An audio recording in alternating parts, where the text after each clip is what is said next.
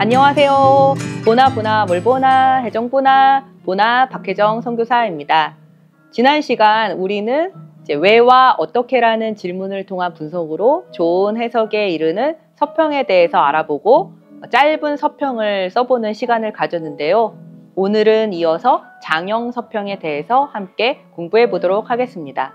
자, 장형 서평은 한 권의 책에 대해서 A4 3장 이상의 긴 분량의 서평을 말합니다. A4 3장 이상의 글을 뽑아내기 위해서는 책을 좀 속속들이 파고들 필요가 있는데요. 분석적 독서가 전제되어야 가능합니다. 텍스트 외의 텍스트들, 저자의 다른 책 혹은 같은 분야의 다른 책, 다른 분야의 비슷한 책 등에 대한 관계라든가 책의 시대적 의의가 글을 또 구성할 수 있게 됩니다.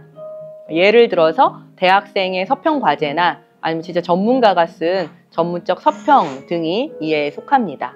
그럼 오늘은 장형 서평 쓰는 방법에 대해서 함께 알아보도록 하겠습니다. 장형 서평은 서두, 중간, 결말의 구성으로 이루어지는데요. 그럼 서두 부분에는 어떤 내용이 들어가는지 한번 볼까요? 먼저 나와야 되는 게 뭘까요? 네, 바로 그렇죠. 그거죠. 책 소개가 제일 먼저 들어가야 합니다. 첫째, 텍스트 정보를 정확히 소개해서 텍스트를 확정해 줍니다.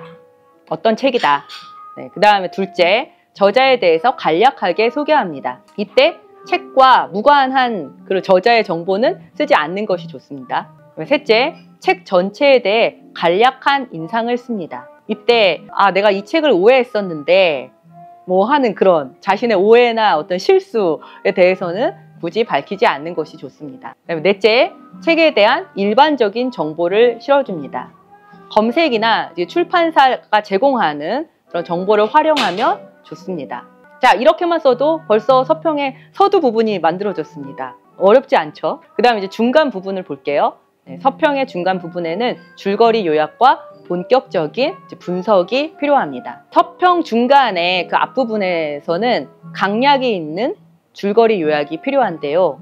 줄거리 요약 팁에 대해서 한번 알아볼까요? 모든 것을 다 쓰려고 욕심부리면 안 되는 것이 가장 중요합니다. 네, 줄거리 요약에는 과감해질 필요가 있는데요. 바로 중요한 내용만 추리면 됩니다. 대체 누가 또 무슨 의도에서 무엇을 했는지, 또 그 사건에서 가장 큰 사건의 대강은 어땠는지, 또 이 책을 읽지 않은 사람도 그 요약을 읽으면 대충 줄거리를 짐작할 수 있도록만 써주면 됩니다. 문학 작품의 경우 인물 간의 관계도를 명확하게 밝혀주고 핵심 줄거리를 요약하면 더 좋고요. 근데 비문학의 경우는 목차의 키워드를 중심으로 목차별, 장별 내용을 요약해주면 좋습니다.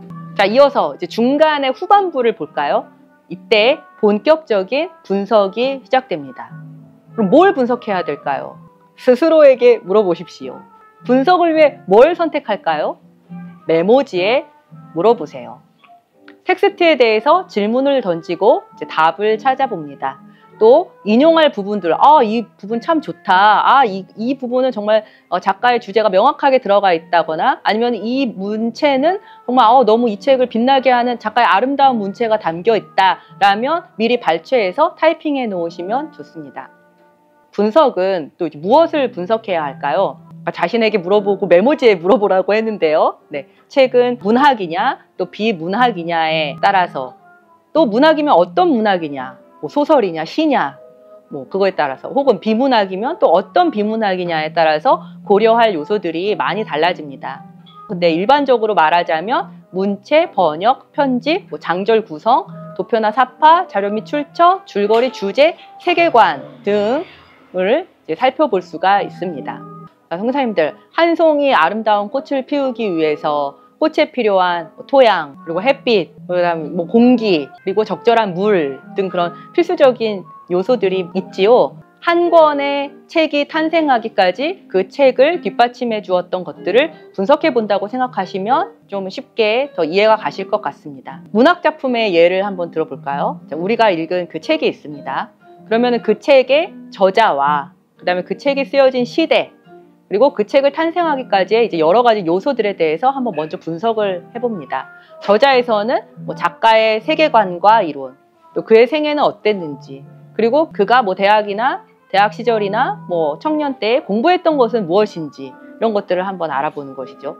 그리고 시대는 또 뭐 그 책이 쓰여진 시대적, 역사적 배경과 그 시대와 역사 속에서 이 책이 갖는 의의는 무엇이었나 이런 것을 또 분석해 보는 것입니다. 그리고 기타 부분에서는 작가의 동일한 세계관이 반영된 뭐 신작이라든지 반대로 뭐 그의 라이벌은 또 누가 있었는지 같은 작가들 중에서 이 작가와 또 라이벌이었던 사람, 다른 생각을 가진 사람 누가 있었는지 혹은 또 비슷한 학풍이나 다른 스타일을 가진 작가는 누가 있었는지 등등을 살펴보는 것입니다. 또한 작가의 독특한 문체를 나타내는 문장이나 또 독자로 하여금 읽고 싶게 만드는 명문장 등을 뽑아서 이제 발췌합니다. 그래서 그것을 발췌하여 그 중간 후반부에 그걸 실어주는 것이죠. 비문학 작품의 경우 특별히 작가의 집필 의도를 명확하게 밝혀주는 것이 좋습니다. 비슷한 내용의 책이 시중에 많이 있습니다. 그렇기 때문에 이 서평을 통해서 이 책이 비슷한 책들과 다르게 이 책만이 갖고 있는 특별한 점이 무엇인가 그것을 부각시켜주면 그것이 좋은 서평이 되는 것이죠. 이제 드디어 마지막 결말 부분입니다. 책에 대한 자신의 의견을 개진하는 것입니다. 이때 자신만의 독창적인 평가와 해석이 들어가게 됩니다. 책에서 말하는 주장과 또 메시지에 대해 동감하는지 혹은 반대하는지 책이 가진 문제점이나 한계를 짚어서 그 이유를 대고 근거를 찾아 설명합니다. 또 나아가 글쓴이가 이 책을 통하여 현 시대와 또 미래에 주는 교훈, 또 의의, 그리고 통찰력은 무엇인지 서평을 쓰는 사람이 이제 찾아내는 것입니다. 말이 좀 거창해서 그렇지 그 책을 통해서 우리가 이 현 시대를 살고 있는 개인과 사회에 적용할 점은 무엇인가 그것을 한번 찾아보는 것이죠. 그래서 이 세 가지를 기억하시면 좋을 것 같습니다. 서평의 결론 부분에는 이 세 가지를 넣어주시면 좋은데요. 읽은 책에 새 이름을 붙여줍니다. 읽은 책의 제목이 있잖아요. 근데 그 제목을 재해석해서 내가 서평 쓰는 사람이 새 책 제목을 붙여주는 것입니다. 그리고 읽은 책의 권위를 회복시켜줍니다. 그리고 읽은 책의 시대적 의의를 재발견합니다. 를 기억하시면 아주 좋을 것 같습니다. 네, 앞에서 말씀드렸던 내용을 조합하면 초보자를 위한 서평 쓰기의 툴이 이제 나오는데요. 먼저 제목을 넣습니다. 그리고 제목의 자리와 부제목의 자리를 마련합니다. 제목은 맨 윗줄, 그다음에 부제목은 그 아랫줄에 씁니다. 그런데 이때 주의할 점은 제목의 자리에 이 책 제목을 쓰는 것이 아니고 나만의 제목을 넣는 것입니다. 그리고 부제의 자리에는 진짜 책의 제목을 쓰는 것이죠. 그 다음 첫 문단에는 이제 책을 소개합니다. 한 문단 정도로 책을 소개합니다. 저자 및 책 정보를 소개하는데요. 책의 원 제목이나 출간 시기 등 서지 정보, 저자에 대한 정보, 전반적인 작업에 대한 요약, 시도가 지닌 간략한 의의 등을 기록하시면 됩니다. 그 다음에 두 번째 문단에서는 책의 전체 내용을 요약 정리합니다. 문학이라면 서사를 중심으로 한 줄거리를 정리하시고 비문학이라면 목차의 내용을 중심으로 요약 정리합니다. 세 번째 문단에서는 왜와 어떻게라는 질문을 통해 분석한 내용을 정리하면서 책의 가치를 알 수 있게 해주는 대목을 발췌해서 넣어줍니다. 중요한 부분을 인용하는 것이죠. 그리고 예를 들면 이제 이런 식으로 쓰시는 거야. 이 책에서 가장 매력적인 부분은 이러이러하다. 이 책에서 아쉬운 부분은 점점점. 이 책에서 가장 인상적인 부분은 점점점. 이 책의 구성적인 특징은 점점점. 이 책의 문체적인 특징은 점점점. 이 책의 전개상의 특징은 점점점. 이러면서 이런 것들을 활용하여서 이 중간 부분을 풀어내시면 됩니다. 그러면서 중간중간 이제 중요한 발췌해 놓으셨던 것들을 같이 인용하시면 되는 거죠. 그리고 네 번째 문단에서는 이제 자신만의 독창적인 해석의 글을 씁니다. 책을 통해 얻게 된 새로운 생각이나 또 인간과 세계에 대한 다른 시선의 사유를 구체적으로 써보는 것입니다. 책을 읽으면서 들었던 궁금증을 질문으로 만들고 또 그에 대한 자신의 답을 써보면 좋은 사례가 될 수 있습니다. 그다음 다섯 번째 문단에서는요. 책을 추천하는지, 그래서 이제 책을 추천하는지 안 추천하는지에 대한 평가를 씁니다. 책이 현 시대를 살고 있는 개인과 사회에 주는 의미가 무엇인지, 책으로부터 배울 점은 무엇인지에 대해서 쓰시면 됩니다. 책에 대한 평가를 압축적으로 점검하면서 책이 가지는 의의를 또 최소 한두 문장으로 표현해 주시면 더 좋을 것 같습니다. 이렇게 쓰시면, 이렇게 5문단 쓰시면 한 편의 아주 좋은 장형 서평이 만들어지는 것입니다. 이제 이 강의를 들으신 선교사님들 모두 서평을 쉽게 쓰실 수 있으시겠죠? 아니라고요? 네.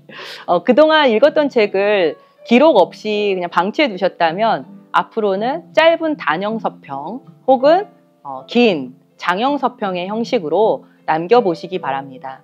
분명히 개인의 발전과 타인의 발전에 큰 도움을 줄 수 있을 것입니다. 다른 선교사님들께서 쓰신 서평의 예를 보시고 싶으시다면 네이버 카페에 들어가셔서 확인하실 수 있습니다. 그럼 이번 주 과제는 내가 읽은 책에 대한 서평을 써보는 것인데요. 앞서 썼던 그 단형 서평 있잖아요. 그것을 이제 장형 서평으로 한번 발전시키셔서 써보시면 좋을 것 같습니다. 네, 그럼 선교사님들의 좋은 서평을 기대하면서 이번 시간 마치도록 하겠습니다. 네, 감사합니다. 다음 시간에 뵐게요. 뉴욕타임스 기자로 명성을 쌓은 닐 스트라우스는 글의 실말이나 아이디어가 떠오르지 않을 때에는 이렇게 주문한다. 기준을 낮춰라. 마음에 들지 않더라도 매일 일정량의 글을 쓰는 것이 중요하다는 의미이다. 글쓰기도 질보다 양이 선행되어야 한다. 양적 팽창이 질적 전이를 가져오기 때문이다. 10분 후 휴지통으로 직행하더라도 쓰고 또 써야 합니다. 글을 잘 쓰고 싶은가? 그렇다면 지금 바로 무엇이든 쓰기 시작하라. 매일 일정량을 써라. 그렇게 쓰고 또 쓰다 보면 어느 순간 당신은 원하던 글을 쓰고 있을 것이다.